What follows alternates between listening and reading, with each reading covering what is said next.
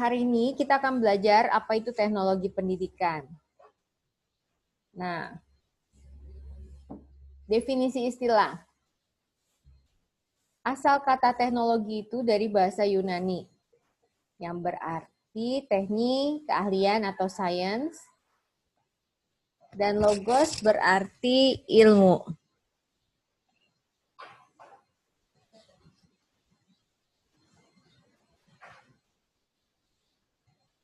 Ini menurut Galbraith, teknologi itu merupakan penerapan sistematik dari pengetahuan, ilmiah, atau terorganisasikan dalam hal-hal praktis. Nah, ini macam-macam teknologi. Waktu kalian presentasi di makalah kalian juga sebenarnya sudah dibahas ya mengenai ini. Jadi saya ngerangkum gambarannya aja, gambaran besarnya. Lebih detail sudah ada di makalah kalian, semua sudah ada pernah bahas ini. Ada teknologi komunikasi. Apa aja yang termasuk teknologi komunikasi? Boleh, siapa yang mau jawab? Apa yang termasuk dalam teknologi komunikasi? Handphone, Bu. Ya, handphone. Apalagi? Laptop, Bu. Laptop. Apalagi?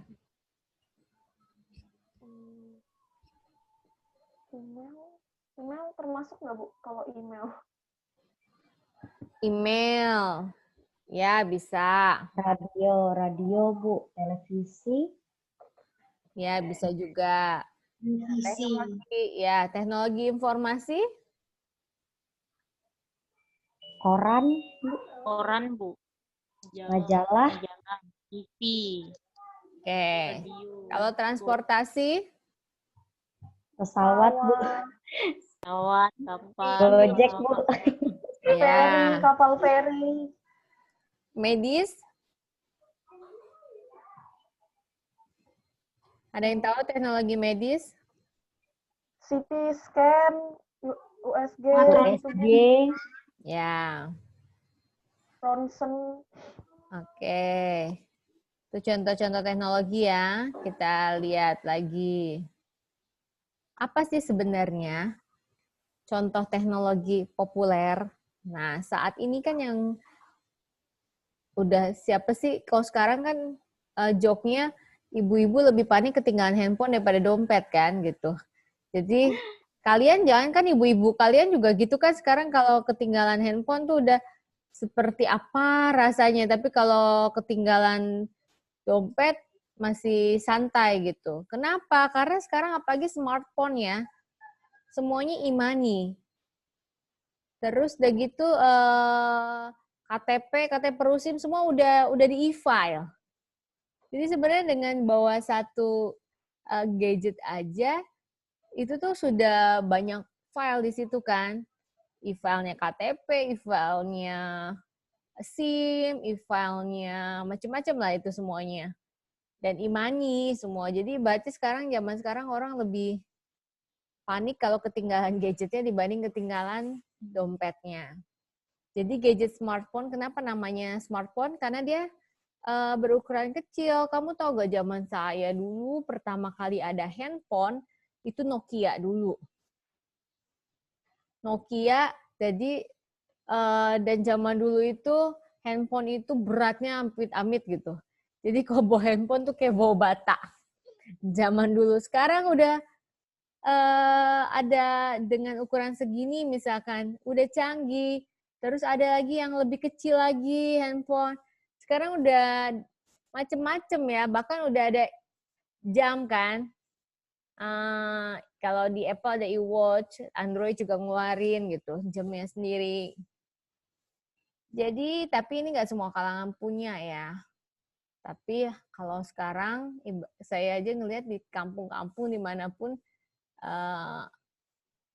apa ya, mereka udah pada pegang gadget ya. Jadi ini kayak udah hal yang rumrah banget gitu. Nah ini ada survei interaksi sosial pada anak pengguna gadget smartphone. Jadi hasil penelitian dapat disimpulkan bahwa 72% siswa menggunakan gadget smartphone setiap harinya. Jadi Siswa yang menggunakan gadget smartphone memberikan pengaruh pada interaksi sosial yang dilakukan, yaitu terdapat 56% siswa menunjukkan interaksi sosial disosiatif atau negatif dan 44% siswa menunjukkan interaksi sosial asosiatif. Asosiatif yang lebih positif ya, disosiatif yang negatif. Terus tingkat pendidikan dan pekerjaan tidak memberikan pengaruh pada interaksi sosial anak. Ini hasil survei. Ya. Bukan teori tapi hasil survei. Penggunaan intinya semuanya siswa aja udah 72%. Siswa itu menggunakan smartphone setiap harinya. Oke, next. Jadi nggak bisa dipisahkan lah daripada gadget ya. AYCT. Sebentar.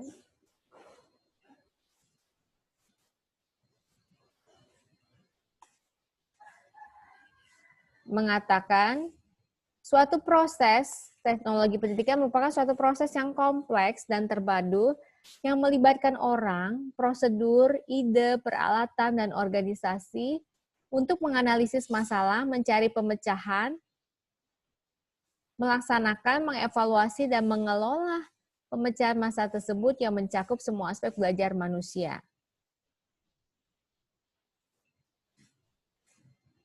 Nih, teknologi pendidikan atau teknologi pembelajaran. Pasti nanti waktu kamu kemarin waktu kalian browsing, kalian bingung nggak? Maksudnya ini sebenarnya sama apa beda sih teknologi pendidikan sama teknologi pembelajaran? Oke, kita lihat ya.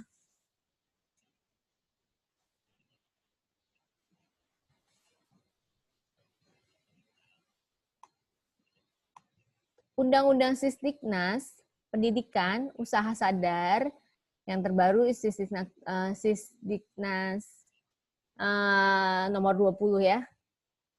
Usaha sadar dan terencana untuk mewujudkan suasana belajar dan proses pembelajaran agar peserta didik secara aktif mengembangkan potensi dirinya. Itu yang kita pegang. Jadi mau kita pakai teknologi, mau pakai enggak, pakai itu pun yang tujuan sebenarnya ingin mengaktifkan atau mengembangkan potensi diri dari siswa.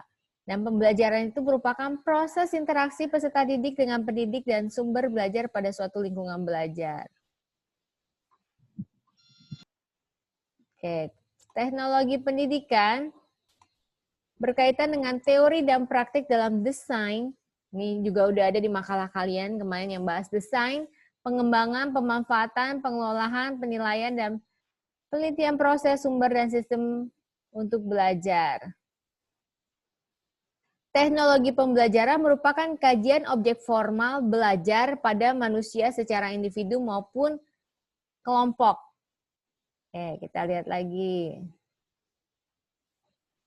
Istilah pendidikan itu fokusnya lebih luas daripada pembelajaran. Ini ya. Jadi payungnya itu pendidikan. Dalam pendidikan itu ada pembelajaran. Teknologi pembelajaran adalah bagian dari teknologi pendidikan. Atau teknologi pembelajaran adalah bentuk operasional dari teknologi pendidikan. Istilah teknologi pendidikan makanya kalian mungkin kalau browsing kemarin menemukan gitu, istilah teknologi pendidikan jadi kadang bergantian dipakai dengan istilah teknologi pembelajaran. Nggak apa-apa, intinya itu payung gede, masih satu rumpun lah. Teknologi pendidikan lebih luas, operasionalnya teknologi pembelajaran. Oke. Landasan falsafah dari teknologi pendidikannya ada ontologi. Ontologi itu apa? Jadi epistemologi bagaimana, aksiologi untuk apa. Jadi ontologi falsafahnya apa sih? Teknologi pendidikan sebagai bagian pengembangan untuk memudahkan hubungan siswa dalam hal ini peserta didik dengan dunia lingkungannya. Jadi apa sih teknologi pendidikan? Yaitu teknologi pendidikan itu bagian pengembangan untuk memudahkan. Intinya teknologi bikin mudah kan? Ingat gak sih? Nggak ingat lah ya, kita beda generasi. Maksudnya zaman dulu mungkin mama papa kamu pernah cerita. Kalau zaman saya tuh waktu saya kecil masih SD tahun 80 90-an dulu saya waktu kecil ya, kalian belum lahir ya, 80-an, 90 gitu. Jadi saya ingat itu masih ada namanya surat. Jadi waktu saya kecil, ayah saya kan kerjanya di luar negeri gitu, pelaut kan namanya. Dia kirim surat kalau mau ulang tahun itu dia kirim surat 1 bulan baru nyampe, itu paling cepat. Jadi kalau saya ulang tahun bulan Juni, biasanya ayah saya itu udah ngirim dari Maret, April, dari April gitu. Biar ngepasin bulan Juni itu dateng gitu. Nyampe kartu ucapan, buat saya zaman dulu tuh. Rajin dulu ayah saya tuh nulis surat gitu, nulis kartu setiap ulang tahun. Gitu, zaman dulu tuh surat. Mungkin kalau dulunya lagi merpati pos kali ya, dari pakai burung merpati gitu. Cuma, aduh, udah selesai. Oke. Oke, nih dengerin cerita. Zaman dulu ya, ada merpati pos. Iya, merpati. Jadi ngasih zaman-zamannya kerajaan-kerajaan dulu pakai merpati. Untuk kalau nggak diantar pakai kuda tuh. Kuda ada ininya, senopatinya dianterin, misalkan pengawalnya nganterin surat. Terus bisa ada surat. Pak Pos, ada Pak Pos. Zaman sekarang jarang banget kan ada Pak Pos nganter surat kan. Terus udah gitu ada pager. Zaman dulu ada pager. Jadi pager tuh yang di pinggang, yang ada sampai dulu zaman dulu, tahu gak lagunya? Tirit, pagerku berbunyi. Tirit, begitu bunyinya. Itu zaman dulu banget. Karena zaman dulu pager, jadi ada pesan kayak SMS gitu. Tapi dia cuma bisa menerima pesan doang. Gitu. Nggak bisa balas. Kalau balas dia harus ke... Zaman dulu ada warung, ada telepon umum gitu yang pakai koin. Ngalamin nggak kalian tuh? Ya, wartel sama di pinggir jalan juga ada tuh. Zaman dulu saya inget banget tuh. Ngumpulin koin, telepon gitu, ngantri. Itu zaman dulu, bayangkan. Itulah. Jadi ada, sekarang sudah sangat dimudahkan. Dengan apa? Sekali klik ada WhatsApp. Dulu BBM ya. WhatsApp terus ada message semuanya.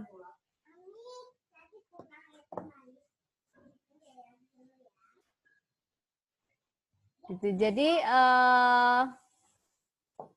ada perubahannya, lebih praktis. Itulah gunanya teknologi. Nanti mungkin makin ke sana canggih lagi, teknologi udah nggak pakai ketik. Sekarang juga udah mulai kan, nggak usah pakai ketik-ketik, tinggal ngomong. Voice kan, pakai voice. Misalnya, Ketan ada di mana? Misalkan. Nanti dia ini. Terus nanti dia bisa dari suara langsung ke teks kayak gitu. Itu kan udah mulai makin canggih. Ada yang namanya artificial intelligence. Itu kalian biasanya, ya makanya saya sarankan kalian nonton Social Dilemma itu tuh. Udah nonton belum? Yang belum nonton lah. Itu lihatlah teknologi ya, salah satu sisi lain teknologi. Epistemologi itu bagaimana? Bagaimana teknologi pendidikan dapat menjawab persoalan-persoalan pendidikan seperti kurikulum, teori belajar, strategi pembelajaran, dan sebagainya. Kalau aksiologi itu untuk apa? Kalau epistemologi bagaimana? Caranya gimana tuh? Kalau aksiologi untuk apa? Kegunaannya, forward. Untuk apa? Memberi kemudahan khususnya dalam hal aplikasi, namun hal tersebut bukan tujuan melainkan rancangan strategi untuk menemukan sifat memanusiakan teknologi. Oke. Nah.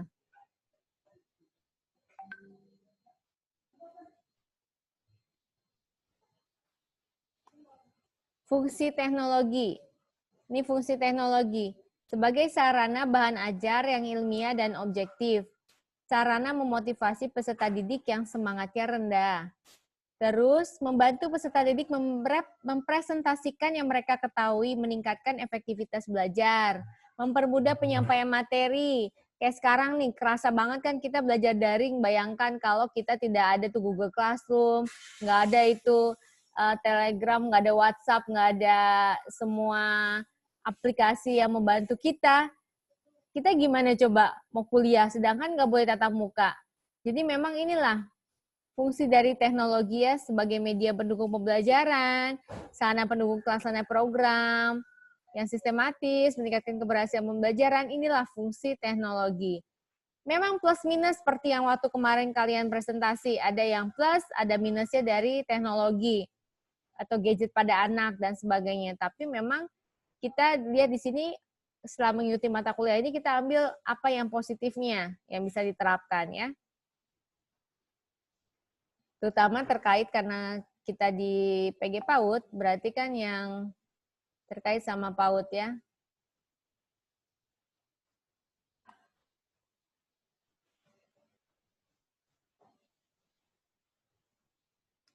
Oke. Kenapa dia bolak-balik? Manfaat teknologi pendidikan.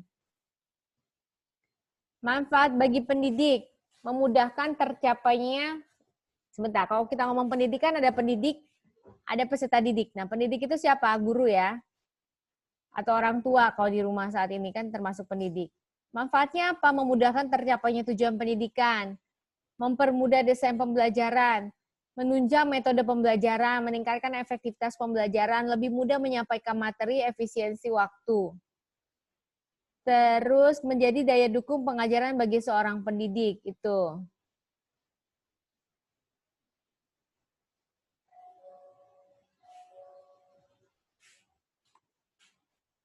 Ini masih manfaat teknologi pendidikan bagi si siswa atau peserta didik. Siswa lebih cepat menyerap materi pelajaran, menerima materi dengan senang, lebih menarik kan dibanding lewat WhatsApp aja kasih tugas atau LKS, LKA aja. Anak ini terkaitnya PAUD ya. Mereka dikasih video pembelajaran lebih menarik kan buat anak. Siswa dapat merepresentasikan yang mereka ketahui. Siswa tidak bosan dengan cara penyampaian materi verbal yang didukung teknologi. Siswa dapat berekspresi dalam proses pembelajaran. Oke, ini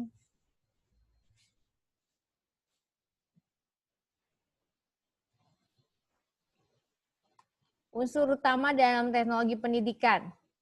Ada yang namanya software sama hardware. Software itu perangkat pembelajaran yang berupa konsep, rencana, dan metode serta kurikulum dalam pembelajaran. Contoh-contoh software apa sih? Kayak kalau kita nih, undang-undang. Kalau di PAUD misalkan RPPH, Prosem, Prota, kalender pendidikan, itu semua software. Alat tes, misalkan tes yang file gitu semua software.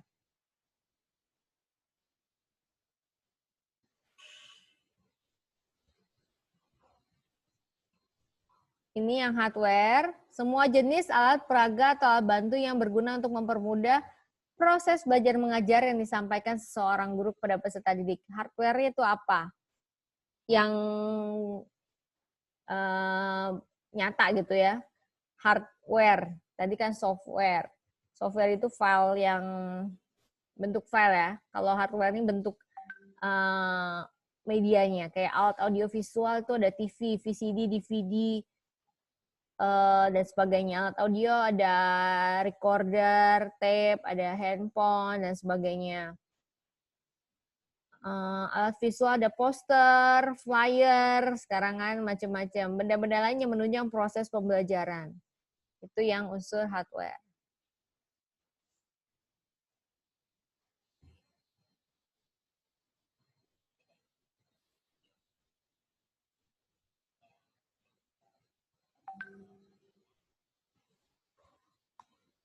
Arti penting teknologi pendidikan dalam sistem pembelajaran.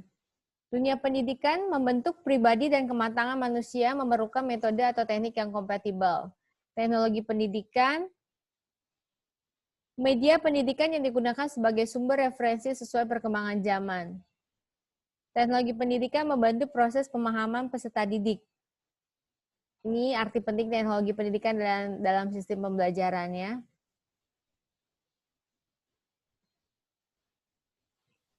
Prinsip penggunaan teknologi. dalam pembelajaran. Pertama itu pendekatan sistem. Jadi penyelenggaraan pendidikan didesain menggunakan pendekatan sistem. Kedua, prinsipnya berorientasi pada siswa. Jadi tetap child center ya, memusatkan perhatian pada karakteristik minat dan potensi peserta didik. Terus pemanfaatan sumber belajar. Dan pembelajaran hendaknya memanfaatkan sumber belajar untuk mengakses pengetahuan dan keterampilan yang dibutuhkan. Itu salah satu prinsip atau beberapa prinsip penggunaan teknologi dalam pembelajaran. Nah, kawasan teknologi pendidikan. Ini juga kemarin kayaknya Via atau siapa yang ada bahas ini ya, tentang kawasan teknologi pendidikan nih. Menurut Settler, teknologi itu merupakan upaya yang lebih terpusat pada peningkatan keterampilan dan organisasi kerja dibandingkan mesin dan peralatan. Jadi sebenarnya teknologinya sendiri itu, menurut si Settler ya, mungkin ada teori lain, berpendapat lain, jadi lebih dari usaha, pusatnya itu peningkatan keterampilan dan organisasi kerja. Jadi gini, kadang kita mikir namanya teknologi itu pasti udah melulu hardware ya, melulu hardware-nya. Padahal sebenarnya kalau handphone casing-nya aja tuh nggak ada apa-apanya. Tapi di dalamnya itu, chip-nya semua yang di dalamnya itu yang bisa bikin dia, contoh ya, saya sejak pandemi kan dokumentasi banyak gitu. Memori full. Jadi mesti beli kalau di Apple tuh ada iCloud, beli memorinya lagi tambahan. Nggak habis-habis, beli lagi gitu. Akhirnya emang harus dipindahin. Jadi teknologi itu yaitu organisasi kerjanya, peningkatan keterampilannya. Jadi lebih bukan sekedar casingnya. Paham ya maksud saya ya? Jadi kalau menurut saya ini bukan sekedar mesin atau peralatannya, tapi lebih ke upayanya, gitu. Jadi canggih enggaknya bukan dari casing. Contohnya gini, handphone zaman dulu gede, terus handphone kecil, pasti lebih canggih yang lebih kecil nih, atau lebih canggih yang lebih gede. Bukan casingnya gitu. Tapi yang membuat satu teknologi atau handphone lah, yang canggih itu software di dalamnya, misalkan handphone dia kalau iOS tuh ada iOS berapa gitu ya. Teknologi dapat ditemukan di mana saja. Tujuannya membantu memecahkan masalah manusia dan harus mempertimbangkan norma dan nilai yang berlaku. Teknologi harus bebas nilai, namun penggunanya syarat dengan aturan nilai dan estetika. Kebayang kalau penggunaan teknologi nggak ada aturan nilainya. Ngeri kan? Ngehack di mana-mana, plagiat di mana-mana, terus ujaran kebencian di mana-mana, karena udah gampang kan, SARA semuanya. Itulah gunanya bijak berteknologi gitu. Bijak menggunakan teknologi. Contohnya ya salah satunya sosial media kayak gitu. Oke, jadi kalau ditanya, Bu, kalau misalkan alat peraga pendidikan itu apakah teknologi? Iya, kalau menurut teori ini. Jadi sebenarnya bukannya teknologi nggak mesti melulu semua yang terkait sama gadget, ya. Karena selama ini kita pasti di otak kita kepikiran kalau teknologi pasti gadget. Oke, itu yang populer. Itu contoh teknologi yang populer. Tapi sebenarnya teknologi sendiri misalnya aparatus Montessori atau AP gitu, alat pendidikan, alat permainan edukasi. Itu juga teknologi. Kenapa? Karena itu dia dibuat dari dulu, mungkin kalau zaman dulu orang belajar itu harus dia pakai kapur begini, akhirnya diciptakanlah teknologi dalam bentuk aparatus. Jadi lebih intinya apa? Supaya lebih praktis. Dari yang kompleks dibuat lebih simpel, praktis, itulah intinya esensinya dari yang maksudnya teknologi. Jadi jangan melulu teknologi adalah gadget. Gadget itu salah satu contoh dari teknologi yang populer gitu ya. Oke, kita lanjut lagi. Ini kawasan teknologi pendidikan itu ada desain, ada pengembangan, pemanfaatan, pengelolaan, penilaian. Ini yang nanti kalian akan buat big project-nya ya. Jadi kalian harus rancang desainnya gimana, kamu mau buat apa desain, terus kamu kembangkan, nanti dari desain kamu kembangkan, terus kamu harus analisa manfaatnya apa. Intinya teknologi itu, kita buat teknologi harus ada bermanfaat. Terus kelolanya gimana nanti itu penilaian, ada evaluasinya.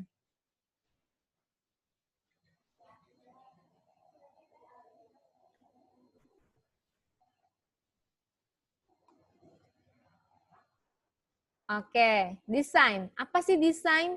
Desain itu proses menentukan kondisi belajar dan tujuan untuk menciptakan strategi atau produk.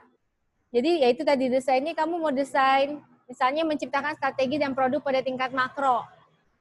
Makro itu, ada pesawat lewat. Makro itu besar ya, program kurikulum. Misalkan gini, kamu mau bikin mikro itu pembelajaran dan modul. Kamu mau bikin nanti big project-nya, temanya misalnya animal. Secara makro kamu lihat program kurikulumnya, kurikulum misalnya protanya, program tahunan, atau program semester, program tahunannya apa. Sampai itu makro tuh kamu lihat kurikulumnya gimana. Sampai akhirnya kamu desain langsung dalam pembelajaran. Pembelajaran, oh berarti animal invertebrata sama avertebrata, misalkan bertulang belakang sama tidak bertulang belakang. Terus nanti kamu bikin rancangan pembelajaran seperti apa, itu didesain ya, masuk di desain. Habis dari desain,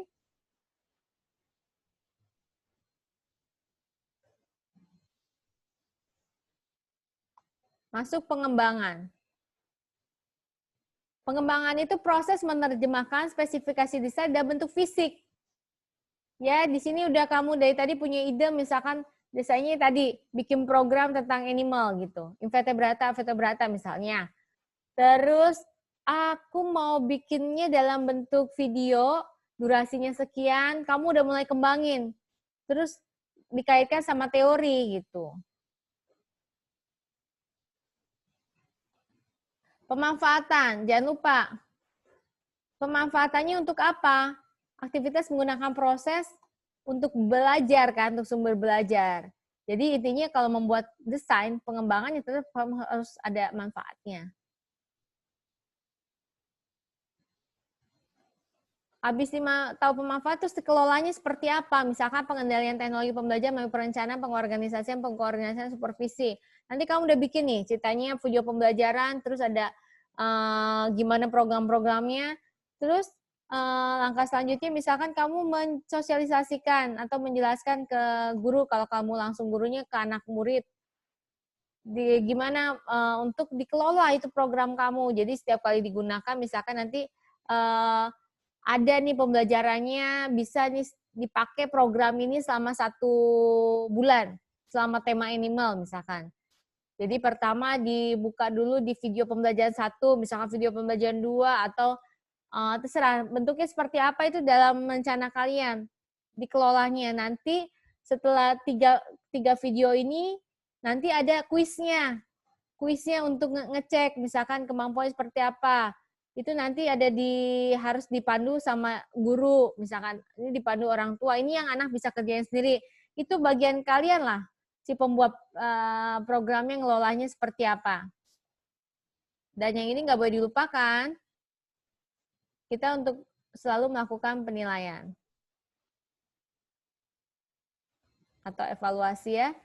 Proses penentuan memadai tidaknya pembelajaran dan belajar.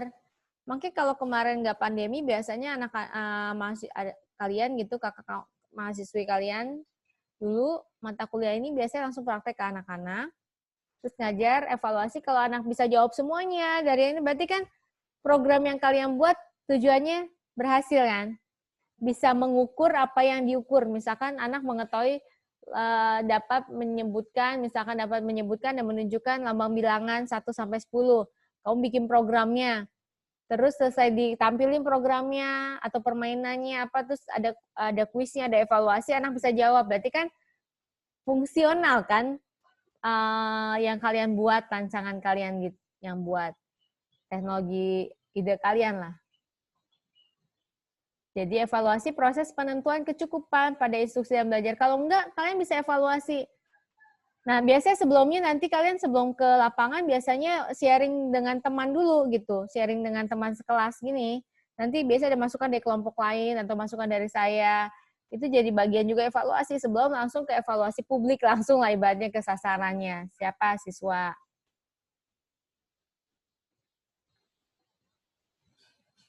Itu evaluasi, oh ini penilaian. Hasil evaluasi disajikan dalam bentuk nilai, bobot, oh ya ini dalam bentuk ininya.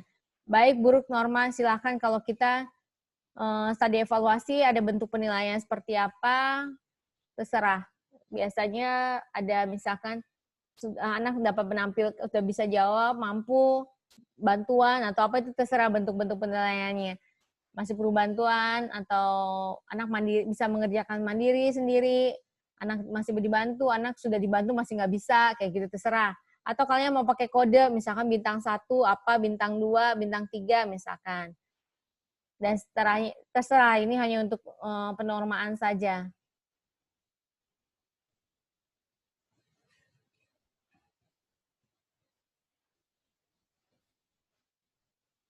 Urgensi teknologi pendidikan dalam meningkatkan kualitas pembelajaran. Oke, kepiawaian guru menggunakan metode dan teknologi pendidikan yang tepat meningkatkan efektivitas mengajar dan belajar. Jadi balik lagi, kalau ada guru yang nggak bisa pakai Zoom, jadi nggak efektif kan? Dia nggak tahu caranya share screen seperti apa. Dia nggak tahu gimana caranya record atau caranya memute peserta didiknya. Kan jadi nggak efektif kan? Padahal tujuan teknologi itu adalah supaya pembelajaran terjadi secara efektif. Memberi kemudahan mengajar bagi guru.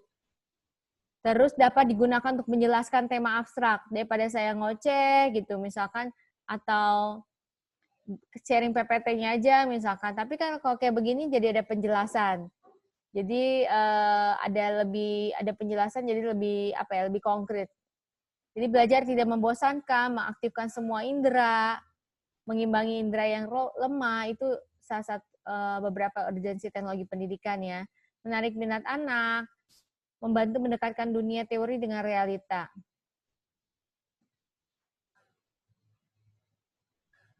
Tujuan teknologi pendidikan, sebentar. Tambahannya ini memecahkan masalah belajar, meningkatkan kinerja pembelajaran. Sudah habis kayaknya. Oke, itu rangkuman ya. Rangkuman sebagian besar sudah juga lebih lengkap juga makalah-makalah dari kalian. Nanti saling tukeran ya. Kalian saling save punya temannya juga. Oke, jadi intinya kita kalau belajar teknologi kita ingat dari yang rumit menjadi lebih praktis. Dan teknologi itu sendiri tujuannya untuk memudahkan pekerjaan manusia. Jadi guru yang daripada nganterin satu-satu, misalkan setiap hari datengin anaknya kayak gitu, dengan ada teknologi bisa lewat Zoom, bisa taruh filenya di Google Classroom, bisa taruh filenya di tempat-tempat misalkan di Telegram atau di Line, WhatsApp, apapun lah yang guru itu kuasai. Nah kuncinya selain itu si baik peserta didik maupun pendidiknya itu harus ada kesatuan pemahaman. Jangan nanti peserta didiknya mau Zoom, gurunya nggak ngerti cara pakai Zoom. Ya ini lagi pandemi ini kerasa banget nih pentingnya teknologi. Atau gurunya pakai Zoom, anak-anaknya misalkan nggak support gadgetnya untuk bisa Zoom, misalnya.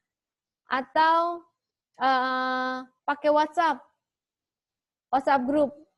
Ada orang yang belum punya handphone misalkan, itu kan nggak matching. Jadi intinya teknologi apapun yang digunakan harus ada, selain untuk memudahkan harus ada kesepakatan antara pendidik dan peserta didik gitu untuk teknologi yang digunakan. Oke, kalau begitu sudah tuh materi semuanya, rangkuman materi kita. Jadi nanti tetap akan belajar. Nanti kalau ada penambahan-penambahan kita akan diskusikan lagi. Kalian juga tetap kerjakan big project-nya. Oke?